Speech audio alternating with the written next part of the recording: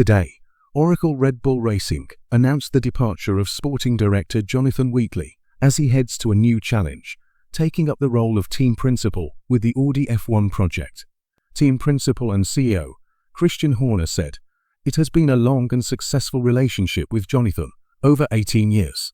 His contribution to 6 World Constructors titles and 7 World Drivers' Championship, first as team manager and latterly sporting director, will forever be a marker in our team history." Mercedes have revealed that the cars of Lewis Hamilton and George Russell were within 500 grams on weight at the start of the Belgian Grand Prix, as an investigation into Russell's disqualification begins.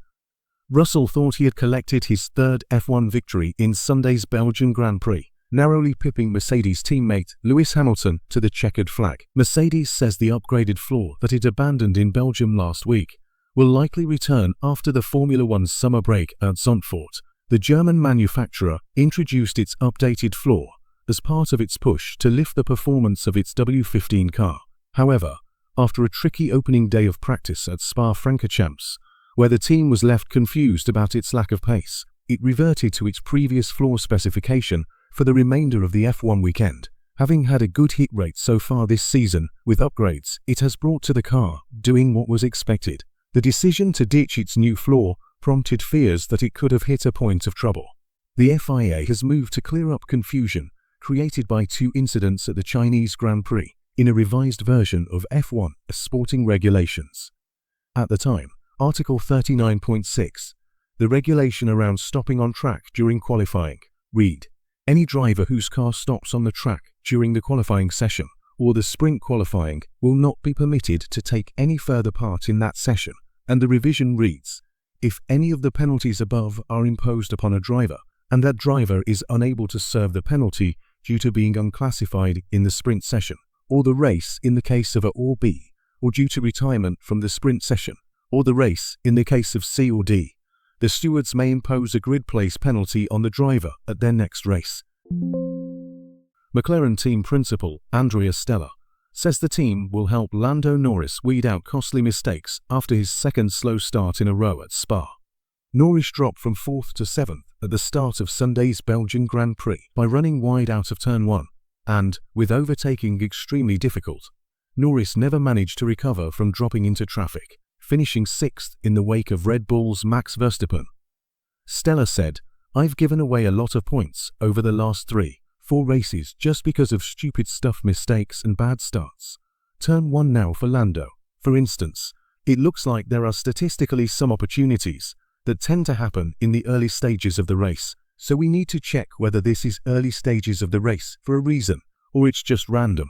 Oliver Oakes is the man tasked with taking over the reins at Alpine, after it was announced that he would be replacing Bruno Famin as team principal of the Enstone Viry outfit at the end of the summer break. Oakes is a familiar name within Formula One circles from both his racing career and his time as founder and team principal of High-Tech Pulse 8, who are currently competing in several junior categories. Now, at 36 years old, the Briton becomes the 2nd youngest team principal in F1's history. Why was George Russell's car underweight? Andrew Shavlin, trackside engineering director, explained in the Mercedes debrief, "We are trying to understand exactly what happened. A lot of that involves us getting the weights of all the different components. The car can lose quite a lot of weight during the race. You get tire wear, plank wear, brake wear, oil consumption. The driver themselves can lose a lot. And in this particular race, George lost quite a bit of weight. George's car was the only one that had the problem, and it is because things like the tire wear was much higher. It looks like we lost more material on the plank." Jack Doohan is on the verge of a deal with the Alpine Formula One team that will see him race alongside Pierre Gasly next year. In the wake of Carlos Sainz's decision to turn down an offer from Alpine and instead join Williams, the French manufacturer team has been evaluating its remaining options for next year. Sources have indicated that it has elected to promote reserve driver Doohan, who is the son of 5-time 500cc motorcycle world champion Mick. Although it is understood that a final contract has not been signed yet, it is suggested that the formalities will be completed imminently and an announcement could even come before F1 shuts down for the summer break. We are over halfway through the 2024 season, and, while there are a number of races left, we're already looking ahead to next year. Here's everything you need to know about the 2025 F1 season, including the driver lineup, calendar, and regulation changes. Red Bull is sticking with Sergio Perez after the break. Here are the factors that prompted that decision. After weeks of speculation and every indication that Red Bull had lost patience with Sergio Perez, its decision to stick with him after Formula One's summer break surprised many. After all, it was only a couple of weeks ago that Red Bull team principal Christian Horner said that Perez's run of non-scoring form was unsustainable for its Constructors' Championship hopes. Then last weekend, just as Perez appeared to have done his cause no harm at all, with a front-row start in Belgium, he was lambasted by Red Bull Motorsport advisor Helmut Marko after his form collapsed in the race as he drifted backwards. Amid the ever-increasing threat from McLaren in the Constructors' Championship and no sign of the podium finishing form that Red Bull so needs, Marko's comments appeared to signal that the end of the road was nigh. But as Horner and Marko met to discuss things at Red Bull's Milton Keynes factory on Monday, their conclusion went in the opposite direction. Rather than feel that Perez had hit the point of no return, their decision was actually to stick with the Mexican for the immediate future. All talk of a driver shuffle was off the cards, and Red Bull and RB's driver lineups were going to remain unchanged for now. While there has been no official comment from the team about the situation, Motorsport.com understands that multiple factors culminated in them deciding that, for now at least, a driver swap was not the right thing to do.